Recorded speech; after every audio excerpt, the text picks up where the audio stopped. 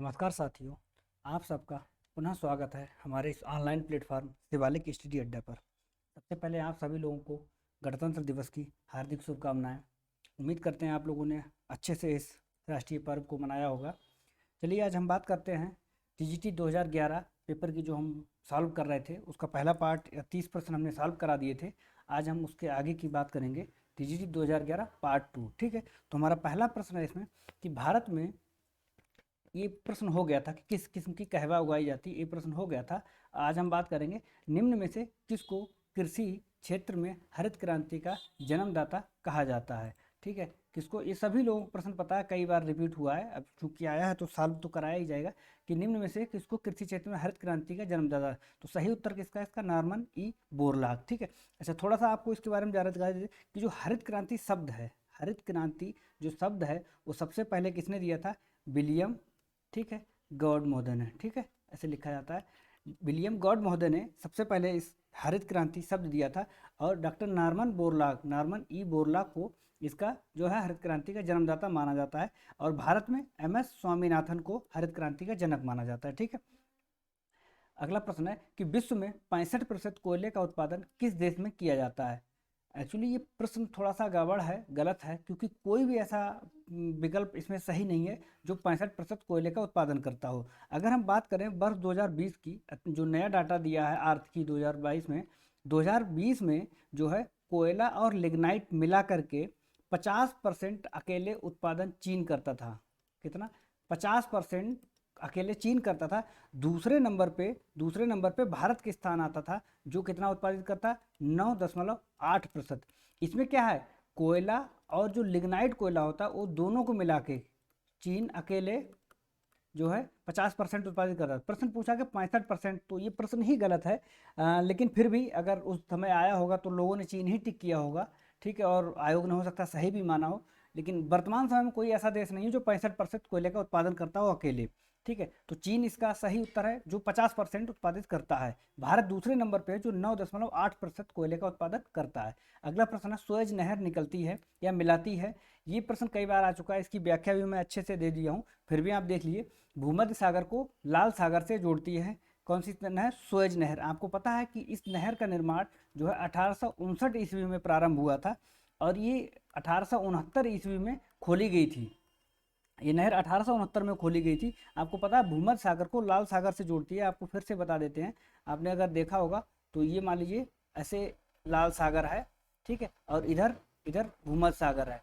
ठीक है, तो यहाँ पर सुएज की खाड़ी है, यहाँ पर गल्फ ऑफ अकाबा, अकाबा की खाड़ी है। और ये जो हिस्सा देख रहे हैं आप, ये पूरा हिस्सा जो मैंने डार्क किया है, इसको कहा जाता है, इसको कहा जाता है सिनाई प्रायद्वीप। क्या कहते हैं इसको, सिनाई प्रायद्वीप। ठीक, ये मिस्र का है। और यहीं पर मैं थोड़ा सा कलर चेंज कर लेता हूं तो ज़्यादा क्लियर हो जाएगा।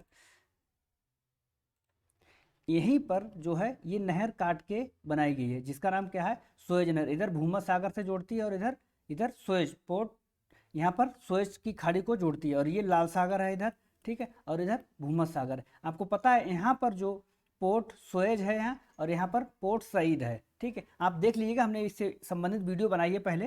ठीक है, किस ग्रह पर विशाल लाल धब्बा पाया जाता है, किस ग्रह पर विशाल लाल धब्बा पाया जाता है, तो इसका सही उत्तर है बृहस्पति। बृहस्पति ग्रह पर एक विशाल लाल धब्बा पाया जाता है। एक्चुअली ये लाल धब्बा कुछ है नहीं, ये एक तूफानी चक्रवात है। ठीक है, एक तूफानी चक्रवात है जिसकी खोज जो है सन 1664 ईस्वी में, कब, सन 1664 ईस्वी में रॉबर्ट हुक महोदय ने करी थी। किसने, रॉबर्ट हुक महोदय ने करी थी। ठीक है, कब, 1664 ईस्वी में। और इसमें क्या है कि ये जो है रेड स्पॉट इसको कहते हैं, या इसको कहा जाता है ग्रेट रेड स्पॉट। क्या कहा जाता है, ग्रेट रेड स्पॉट। ठीक है, ये बृहस्पति में पाया जाता है और ये क्या है, एक चक्रवाती तूफान है। ठीक है, कई लोग इसका उत्तर मंगल बता रहे थे, मंगल नहीं, बृहस्पति। मंगल को तो लाल ग्रह कहा जाता है, क्योंकि मंगल की जो मिट्टी में आयरन ऑक्साइड की मात्रा पाई जाती है, इसलिए मंगल को लाल ग्रह कहा जाता है। लेकिन यहाँ पे प्रश्न पूछा गया कि एक विशाल लाल धब्बा जो कि बृहस्पति पे पाया जाता है, और बृहस्पति पर जो है सन 1664 ईस्वी में रॉबर्ट हुक महोदय ने इसकी खोज की थी। ये एक चक्रवाती तूफान है। ठीक है, अगला प्रश्न है, विश्व का सबसे व्यस्ततम बंदरगाह कौन है, तो इसका सही उत्तर है न्यूयॉर्क। इसका सही उत्तर क्या है, न्यूयॉर्क सबसे व्यस्ततम बंदरगाह है। क्योंकि आपको पता है कि जो अटलांटिक महासागर या अटलांटिक महासागर जो जलीय मार्ग है सबसे व्यस्ततम जल मार्ग है, और जो उधर उत्तरी अमेरिका वाला जो पार्ट है वहाँ पर क्यूबेक क्यूबेक ठीक है, और मॉन्ट्रियल मॉन्ट्रियल मॉन्ट्रियल उसके अलावा अगर हम बात करें हैलिफैक्स, ठीक है, हैलिफैक्स हैलिफैक्स उसके अलावा अगर हम बात करें न्यूयॉर्क ठीक है, न्यूयॉर्क, ये 3-4 महत्वपूर्ण पत्तन जो हैं उत्तरी अमेरिका के महाद्वीप के पूर्वी तट पर पड़ते हैं। और ऐसे ही ये जो महामार्ग है ये आपको यूरोप से जोड़ता है, और यूरोप में आपको पता है ग्लासगो, ठीक है, ग्लासगो की अगर हम बात करें, ग्लासगो और लंदन, ठीक है, लंदन, इसके अलावा क्या रॉटरडम की अगर हम बात करें, रॉटरडम, ठीक है, और हैम्बर्ग, ये कुछ यूरोप के पत्तन हैं जो एक दूसरे से उत्तरी अटलांटिक महासागर से जुड़े हुए हैं, ठीक है, और ये विश्व का सबसे व्यस्ततम मार्ग है। इसीलिए इस मार्ग के पूर्वी तट पर यहाँ पर उत्तरी अमेरिका के स्थित जो न्यूयॉर्क पत्तन है वो विश्व का सबसे व्यस्ततम पत्तन कहा जाता है, ठीक है। अगला प्रश्न, इनमें से कौन सा सुमेलित नहीं है, ठीक है। इसमें प्रश्न दिया है पृथ्वी जो है 365.25 दिनों में सूर्य की परिक्रमा करता है, मंगल 525 दिनों में, बुध 88 दिनों में, अरुण 84 वर्षों में। तो इसमें जो है आपका सही उत्तर मंगल, मतलब उत्तर मंगल सही है, क्योंकि मंगल जो है 687 डेज या दिन में जो है सूर्य की परिक्रमा करता है। बाकी बुध 88 दिनों में कर लेता है, बिल्कुल सही है। अरुण को 84 वर्ष लगते हैं सूर्य की परिक्रमा करने में, और पृथ्वी को 365 दिनों में। टीजीटी पीजीटी एग्जाम की एक खासियत है, इतना पॉइंट लगा के प्रश्न पूछ देता है। अब देखिए 365.25 पॉइंट लगा के भी प्रश्न पूछ दिया कि कितने दिनों में सूर्य की परिक्रमा करता है, ठीक है। अगले प्रश्न है कि निम्नलिखित युग्मों में से कौन सा सुमेलित नहीं है, ठीक है। तो पृथ्वी की दूरी सूर्य से दी है, मंगल की दी है, बृहस्पति की, शनि की दी है, ठीक है। तो इसका सही उत्तर क्या है, पृथ्वी की जो सूर्य से दूरी है वो 14.98 ठीक है करोड़ किलोमीटर है, 14.98 करोड़। बाकी मंगल की 22.79 crore kilometre, 77.85 crore kilometre, 143.3 crore kilometre, ये विकल्प बिल्कुल सही है। पृथ्वी की जो है सूर्य से दूरी कितनी है, 14.98, या कहीं कहीं आपको किताबों में 15 करोड़ किलोमीटर लिखी भी हुई मिल जाएगी, ठीक है। तो इसका सही उत्तर क्या हो जाएगा, ये पृथ्वी, ठीक है। अगली हम बात करें, हेली, गेल तथा विल्सन क्या हैं, हेली, गेल तथा विल्सन क्या हैं। अगर हम बात करें तो हेली, गेल, विल्सन जो क्या हैं, ये धूमकेतु हैं। आपको पता है कि जो है बर्फ, ठीक है, और धूल कण, ठीक है, और पत्थरों के टुकड़े के आदि के बने हुए जो होते हैं, और ये क्या होते हैं कि इस तरह इनकी आकृति होती है कुछ, ठीक है, ये इनका हेड होता है, और जैसे जैसे ये सूर्य से जाते हैं ये आगे का जो पदार्थ है पिघलता रहता है, पीछे की तरफ आता रहता है, ठीक है। इसीलिए इनमें क्या बन जाती, पूंछ बन जाती, इसीलिए धूमकेतु और या इनको पुच्छल तारा भी कहा जाता है। ऐसे ही जो इसमें दिया है हेली, ये क्या, ये 76 वर्षों के बाद दिखाई पड़ता है जब ये पृथ्वी के सामने से गुजरता है, ठीक है। तो 76 वर्षों के बाद ये दिखाई जाता है, और ये इनकी संरचना ऐसी होती है, जब ये सूर्य के पास जाते हैं तो ऐसे, इधर मान लीजिए सन है तो इनका जो हेड की तरफ से पिघला हुआ मैटर पीछे की तरफ आने लगता है, तो इनमें पूंछ बन जाती है, तो इनको पुच्छल तारा भी कहा जाता है। अगला प्रश्न है, किस ग्रह को पृथ्वी का जुड़वा तारा या जुड़वा बहन कहा जाता है, ठीक है। किस ग्रह को पृथ्वी का, तो इसका सही उत्तर क्या है, इसका सही उत्तर शुक्र, ठीक है, इसका सही उत्तर शुक्र है, क्योंकि आपको पता है कि द्रव्यमान और आकार के लगभग, द्रव्यमान और आकार में ये लगभग जो है पृथ्वी के समान है। कौन, शुक्र ग्रह, आकार में और द्रव्यमान में पृथ्वी ग्रह के समान है, और जो है पृथ्वी के सबसे नजदीक भी है। कभी कभी प्रश्न पूछ सकता है पृथ्वी की सबसे नजदीक का ग्रह कौन सा है, तो शुक्र ग्रह पृथ्वी के सबसे नजदीक है। और सौर मंडल में सूर्य के बाद सबसे चमकीला पिंड भी शुक्र है, ठीक है। तो द्रव्यमान और आकार में पृथ्वी के समान होने के कारण और पृथ्वी के सबसे नजदीक होने के कारण इसको पृथ्वी का जुड़वा तारा या जुड़वा बहन भी कहा जाता है, शुक्र ग्रह को। ये सूर्य के बाद सबसे चमकीला पिंड है सौरमंडल का। अगला प्रश्न है, अंतर्राष्ट्रीय तिथि रेखा किन द्वीपों के नजदीक से होकर के गुजरती है, ठीक है। तो इसका सही उत्तर है फिजी द्वीप। अंतर्राष्ट्रीय तिथि रेखा पर भी वीडियो बन चुकी है, पहले कई बार प्रश्न आ चुका है। आपको पता है 1884 ईस्वी में इस तिथि का निर्धारण किया गया था। इस तिथि रेखा का जो मान है वो 180 डिग्री है, और ये जो है एक प्रशासन इकाइयों को समय एक जैसा रखने के लिए ये तीन बार जो है मोड़ी गई है, ठीक है। तो आप इतनी बात याद रखिए। और ये कहाँ से गुजरती है, फिजी द्वीप के सबसे नज़दीक से होकर के गुजरती है। पृथ्वी के धरातल पर सर्वाधिक विस्तृत शैलें कौन सी हैं? ठीक है, तो सर्वाधिक विस्तृत शैलें कौन सी हैं? अवसादी शैलें हैं। कारण क्या है? कारण क्या है? क्षेत्रीय विस्तार की दृष्टि से, जैसे मान लीजिए पृथ्वी है, ठीक है, तो इसके ऊपर ऐसे पतली परत क्षेत्रीय विस्तार की दृष्टि से जो सबसे ज्यादा फैली हुई परतें हैं वो कौन सी हैं? अवसादी शैलें हैं। ठीक है, लेकिन इसकी धरातल के निर्माण में इनका योगदान सिर्फ 5% का है। आप इस बात को ऐसे समझ सकते हैं, थोड़ा सा कन्फ्यूजन वाली है। जैसे मान लीजिए कोई मकान है, ठीक है, ये मकान है और मकान के ऊपर पेंट किया गया है, पेंट किया गया, तो आप देखेंगे कि क्षेत्रीय विस्तार की दृष्टि से पेंट सर्वाधिक हिस्से पे फैला हुआ है, लेकिन क्या मकान के निर्माण में पेंट का सबसे बड़ा योगदान है? बिल्कुल नहीं है। ठीक है, ईंट सीमेंट इनका निर्माण योगदान होता है। वैसे ही हमारे जो धरातल है, धरातल के निर्माण में सिर्फ इनका 5% का योगदान है, लेकिन क्षेत्रीय दृष्टि से सर्वाधिक फैली हुई जो परतें पाई जाती हैं वो अवसादी परतें पाई जाती हैं। ठीक है, अगला प्रश्न हम देखते हैं, हीरे का मौलिक रूप क्या है? प्रश्न यहीं पे, हीरे का मौलिक रूप क्या है? तो दिया है बालू, पत्थर, नीस, कोयला, ग्रेफाइट। ठीक है, तो इसका सही उत्तर क्या है? कोयला। कोयला एक्चुअली आपको पता है कि तापमान और दबाव के कारण जो रासायनिक क्रियाएं घटित होती हैं, ठीक है, आग्नेय या अवसादी चट्टानों का जो रूप परिवर्तित हो जाता है उससे ही रूपांतरित चट्टानें बनती हैं। तो जो कोयले का रूप परिवर्तित होता है तापमान और दबाव के कारण, वो किस में बदल जाता है? किसमें बदल जाता है? हीरे में बदल जाता है। तो हीरे का जो मौलिक रूप है वो क्या है? कोयला है। मतलब हीरे का निर्माण किससे होता है? कोयले से होता है। ठीक है, किन चट्टानों में जीवाश्म नहीं पाए जाते? किन चट्टानों में जीवाश्म पाए जाते हैं? प्रश्न पूछा गया किन चट्टानों में जीवाश्म पाए जाते हैं। तो आपको पता है कि अवसादी चट्टानों में जीवाश्म पाए जाते हैं, आग्नेय चट्टानों में जीवाश्म नहीं पाए जाते हैं। आग्नेय चट्टानें कैसी होती हैं? रवेदार होती हैं, और अवसादी चट्टानें कैसे होती हैं? परतदार होती हैं। ठीक है, तो जो आग्नेय चट्टानें और रवेदार होती हैं उनमें आपको पता है ग्रेनाइट। ठीक है, ग्रेनाइट एक चट्टान होती है। दूसरा बेसाल्ट। ठीक है, दूसरी कौन सी है? बेसाल्ट होती है। तीसरी कौन सी होती है? डायोराइट, आपने नाम सुना होगा, डायोराइट। अगली कौन सी होती है? गैब्रो। ये सारी कैसी चट्टानें? ये आग्नेय चट्टानें, गैब्रो चट्टान। ठीक है, और आगे एक होती है रायोलाइट, रायोलाइट। ठीक है, ये कैसी चट्टानें? ये आग्नेय चट्टानें हैं और इसमें जीवाश्म नहीं पाए जाते हैं। प्रश्न पूछा गया जीवाश्म किसमें पाए जाते हैं, तो उसका सही उत्तर क्या है?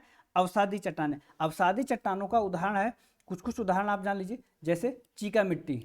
ठीक है, चीका मिट्टी अवसादी चट्टान है। बलुआ पत्थर, ठीक है, बलुआ पत्थर क्या है? अवसादी चट्टान है।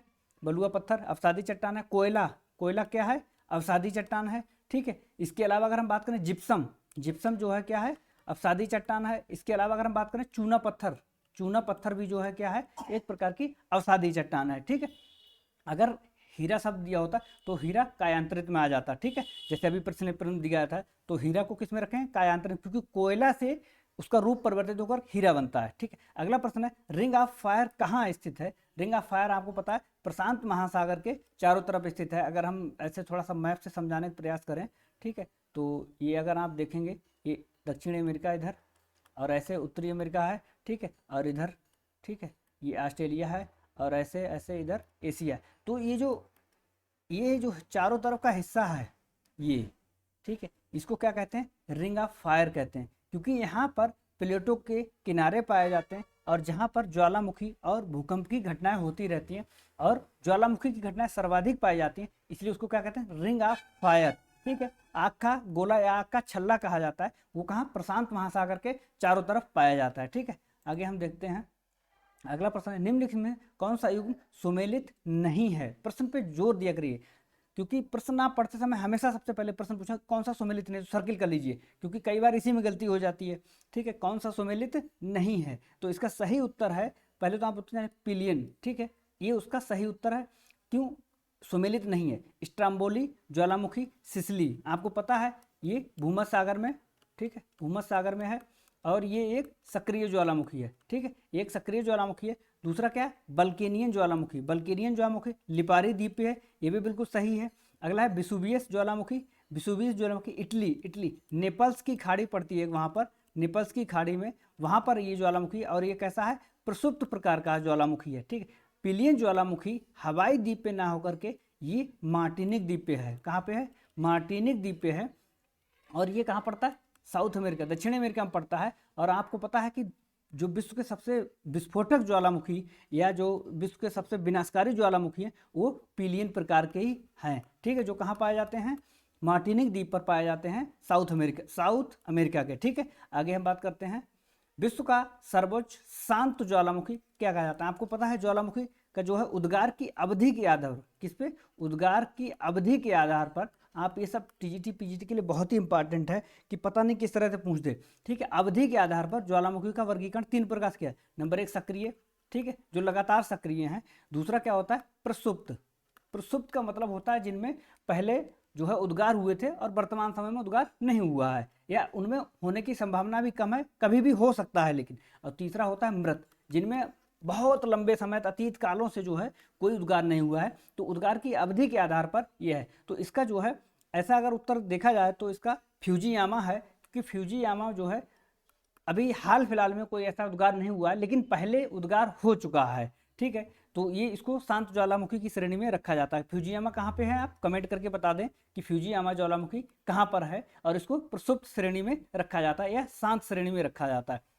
अगला प्रश्न है, शीत प्रदेशों में निम्नांकित में से ऋतु अपक्षय का कौन सा प्रकार क्रियाशील नहीं रहता है? प्रश्न में फिर आप ध्यान देखें, पूछा गया है कि क्रियाशील नहीं रहता है ऋतु अपक्षय में शीत प्रदेशों में। ठीक है, आपको पता है भौतिक जो है अपक्षय और रासायनिक अपक्षय और जैविक अपक्षय, 3 अपक्षय के प्रकार होते हैं। तो भौतिक अपक्षय का होता है बिना किसी रासायनिक क्रिया के चट्टानों में टूट फूट को भौतिक अपक्षय कहा जाता है। रासायनिक प्रक्रिया में क्या होता है कि रसायनों के माध्यम से अगर कोई टूट फूट हो रही है चट्टानों में, तो रासायनिक अपक्षय। जैविक मतलब जैसे चूहे और जो जीव जो है भूमि के अंदर रहते हैं उनके द्वारा या मनुष्य के द्वारा जो अपक्षय होता है उसको जैविक अपक्षय कहते हैं। ठीक है, आपको पता है जिन क्षेत्रों में तापमान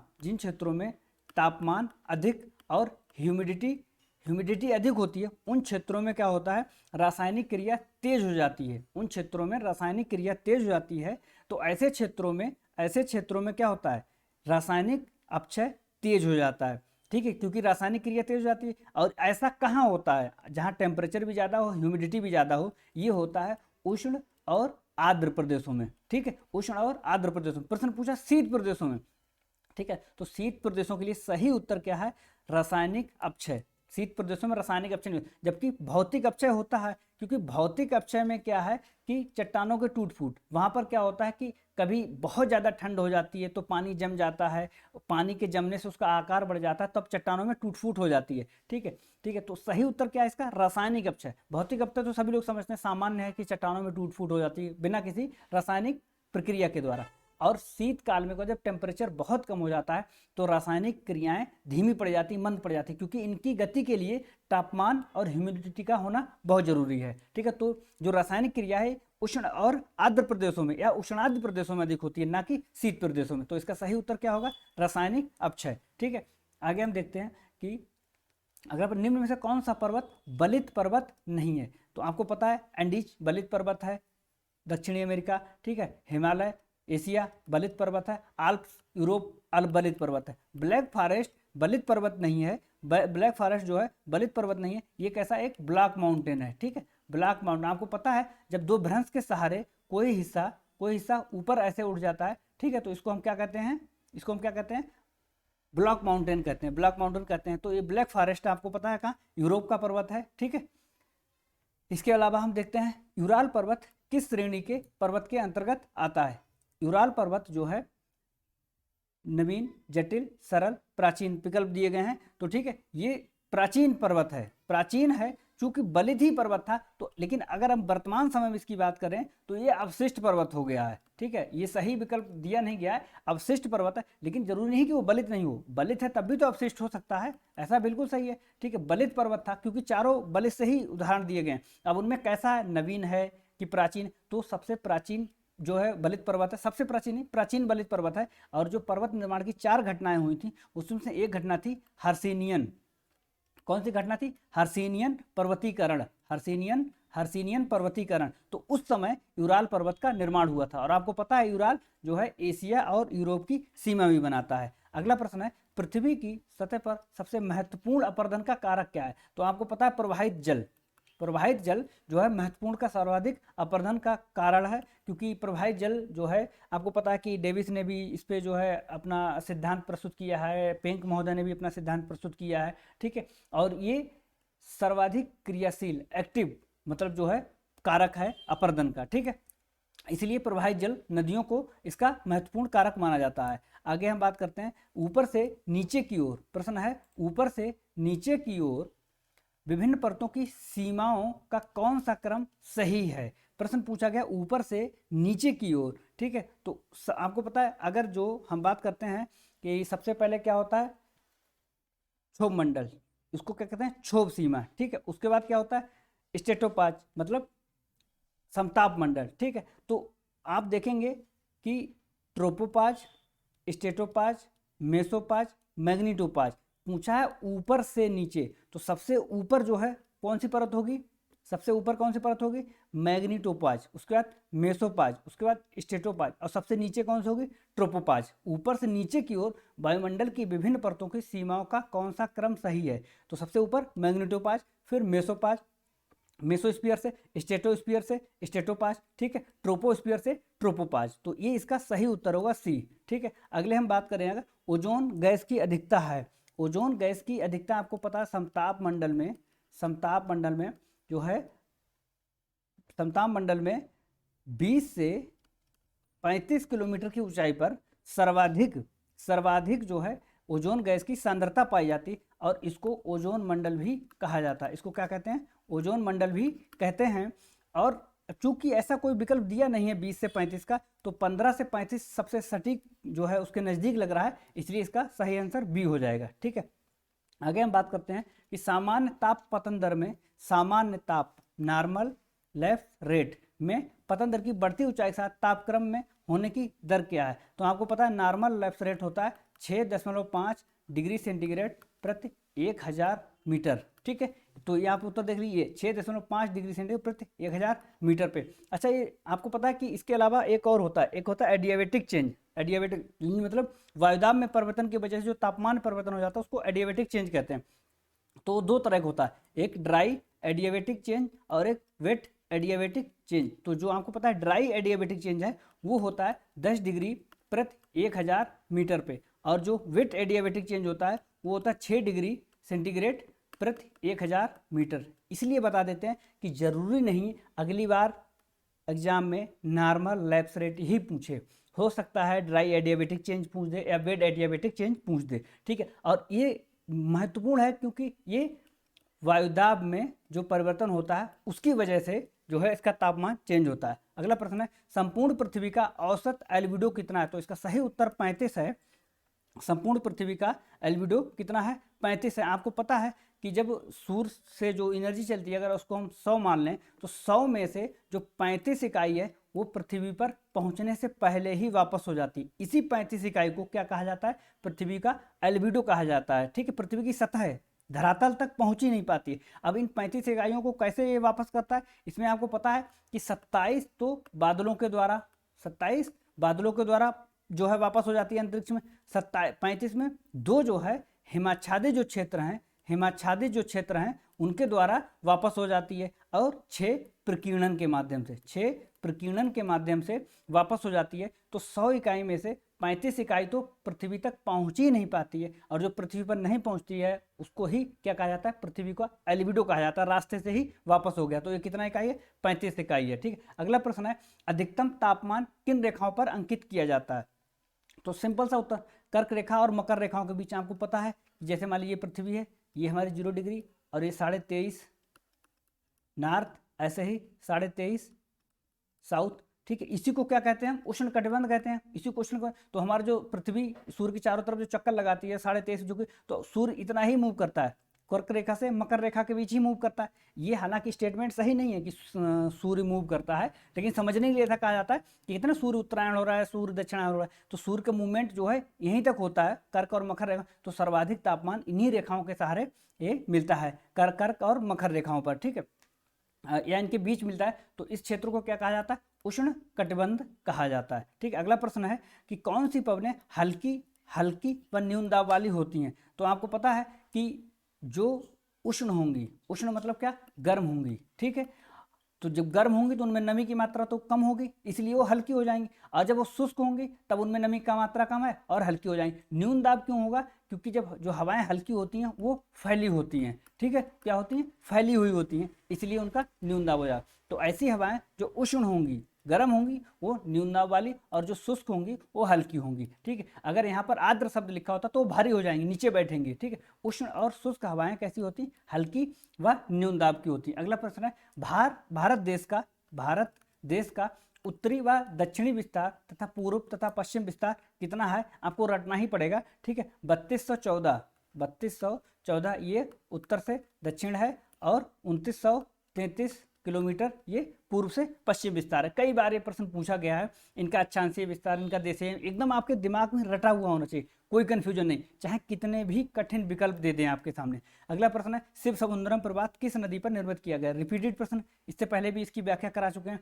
ठीक है, शिव समुद्रम जो है आपको पता है कावेरी नदी पे है, और कहाँ पे है, ये कर्नाटक में है। इसका निर्माण कब किया गया था, 1902 ईस्वी में किया गया था, और ये एक जल विद्युत परियोजना है। ठीक है, कर्नाटक में 1902 में निर्माण किया गया कावेरी नदी पर शिव समुद्रम प्रपात। ठीक है, आगे, किस जलवायु प्रदेश में वर्ष भर साल भर वर्षा होती है। तो आपको पता है कि विषुवत रेखीय क्षेत्र में साल भर वर्षा होती है, क्योंकि आपको पता है कि विषुवत रेखीय क्षेत्र हमारा, अगर हम बात करें आपको ऐसे, ठीक, तो ऐसे हवाएं आती हैं इधर से इधर को। ठीक है, और यहाँ पर ये हवाएं ऊपर उठती हैं, ऊपर की तरफ उठती हैं, ऐसे ऊपर की तरफ उठती हैं। तो क्या होता है कि सूर्य का तापमान साल भर यहाँ अधिक बना रहता है। जब अधिक बना रहता है तो हवाएं गर्म होकर के ऊपर उठती हैं, और जो विषुवत रेखा क्षेत्र है वहाँ पर क्या है, पर्याप्त जल उपलब्ध है, क्योंकि वर्षा भी होती है, वन क्षेत्र भी है और महासागर भी है, तो इनके पास पर्याप्त नमी मौजूद होती है।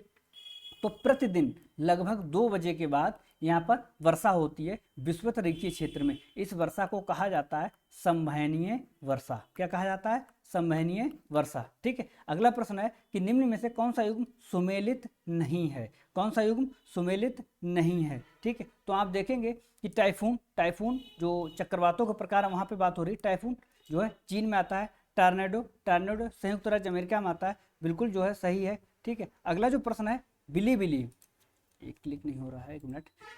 बिली, यहाँ पे लिखा है वेस्ट इंडीज, तो बिली जो है वेस्ट इंडीज नहीं, ये कहाँ आता है, ऑस्ट्रेलिया में आता है। ठीक है, ऑस्ट्रेलिया में आता है, और हरिकेन कैरिबियन सागर में आता है। आपको पता है कि ये जो टॉर्नेडो है ये मैक्सिको की खाड़ी में आता है। अच्छा, आपसे एक प्रश्न है, कमेंट करके बताइएगा कि 2 पैमाने बनाए गए हैं इस चक्रवात को नापने के। किसको, हरिकेन को नापने का पैमाना क्या है, और जो है टॉर्नेडो को नापने का पैमाना क्या है। आप कमेंट करके बताइएगा इन दोनों को मापने का पैमाना क्या है। ठीक है, आगे हम प्रश्न देखते हैं कि सागरों में अधिकतम लवणता पाई जाती है। तो विकल्प के आधार पर इसका उत्तर है 20 से 40 डिग्री उत्तरी अक्षांशों के मध्य। लेकिन अगर आप थोड़ा सा समझ लें, ठीक है, ये हमारी 0 डिग्री है, और मान लो ये 20 डिग्री है और ये 40 डिग्री, तो ये जो क्षेत्र है 20 से 40 n, और अगर हम बात करें दक्षिण में 10 डिग्री साउथ और 30 डिग्री साउथ। ठीक, तो जो ये क्षेत्र है दोनों गोलार्धों में, इस क्षेत्र में सर्वाधिक लवणता पाई जाती है। ठीक, अब चूंकि साउथ वाला विकल्प दिया नहीं गया, अगर दिया भी गया है तो वो गलत दिया गया है। ठीक है, ये गलत हो गया, ये गलत हो गया, ये गलत हो गया, तो बचा क्या, 20 डिग्री से 40 डिग्री उत्तरी अक्षांश के मध्य सर्वाधिक लवणता पाई जाती है। ये मैंने इसलिए बता दिया कि हो सकता है अगली बार में एग्जाम में इस प्रश्न को, इस विकल्प को काटकर ये वाला विकल्प रख दे, 10 डिग्री उत्तरी, 10 डिग्री दक्षिणी से 30 डिग्री दक्षिणी, तो यहाँ पर भी सर्वाधिक लवणता पाई जाती है। कारण क्या है, तापमान उच्च तापमान होगा तो क्या होगा, वाष्पीकरण अधिक होगा। क्या होगा, वाष्पीकरण अधिक होगा, और वर्षा यहाँ कम होती है। इस वजह से इस क्षेत्र में क्या है कि लवणता अधिक पाई जाती है। अगला प्रश्न है कि निम्नलिखित युग्मों में से कौन सा सुमेलित नहीं है। चैलेंजर उत्तरी प्रशांत महासागर सही है। ठीक है, सुंडा उत्तरी हिंद महासागर। ठीक है, उसके बाद क्या है, वाल्डिविया दक्षिणी प्रशांत महासागर। टोंगा, ये जो है विकल्प इसका गलत है, ये दक्षिणी अटलांटिक महासागर नहीं, ये भी क्या है, प्रशांत महासागर इसका सही उत्तर है। आपको पता है कि ये जो सुंडा जो है ये कहाँ, जावा सुमात्रा ऐसे द्वीप हैं 2। ठीक है, तो जावा द्वीप के सहारे किसके सहारे, जावा द्वीप के जावा द्वीप के सहारे, ये आपको पता है ये सुमात्रा द्वीप है और ये जावा द्वीप है, ठीक। तो जावा द्वीप के सहारे जो गर्त पाया जाता है उसको क्या कहते हैं, सुंडा गर्त कहा जाता है। और ये टोंगा गर्त अटलांटिक महासागर में नहीं, टोंगा गर्त कहाँ है, प्रशांत महासागर में, तो यही इसका विकल्प सही नहीं है। ये जो है टीजीटी 2011 का संपूर्ण हल हो गया है। इसका पहला पार्ट आप जो है देख लीजिएगा, प्लेलिस्ट में जाकर के, टीजीटी प्लेलिस्ट बनी हुई है वहाँ से जाकर के देख लीजिएगा। और बहुत इंपॉर्टेंट होने वाला है क्योंकि इसमें सिर्फ उत्तर नहीं बताए गए हैं, इनके सभी विकल्पों पर विचार किया गया है। तो ये रिपीटेड क्वेश्चन तो आसान हो ही जाएंगे, उसके अलावा जो अन्य विकल्पों से क्वेश्चन बनने की, प्रश्न बनने की संभावना है उसको भी हम बहुत आसानी से सॉल्व कर लेंगे, ठीक है। उम्मीद करते हैं आपको वीडियो पसंद आएगी और पुनः एक बार सभी लोगों को गणतंत्र दिवस की हार्दिक शुभकामनाएं। वीडियो को अंतिम समय तक देखिएगा और अगर पसंद आती है तो हमारे चैनल को सब्सक्राइब कीजिए, शेयर कीजिए। वीडियो को देखने के लिए बहुत बहुत धन्यवाद।